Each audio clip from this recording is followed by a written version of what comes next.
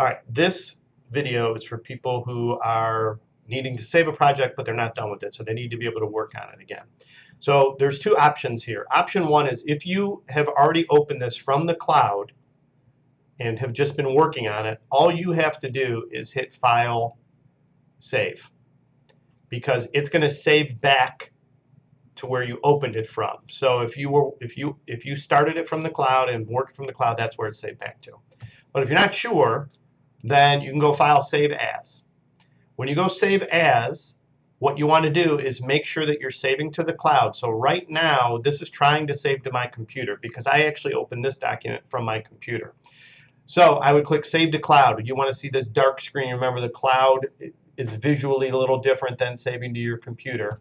And you would just want to save it here. Now, if it asks you, like you already have, if it says something about overwriting the file, normally that's good to go because that would mean you've added to it anyways and you save it up there. So again, if you open from the cloud, all you'd have to do is hit Save. If you started somewhere else and you're saving to the cloud for the first time, you would do Save As, and again, make sure that you click that cloud button. All right.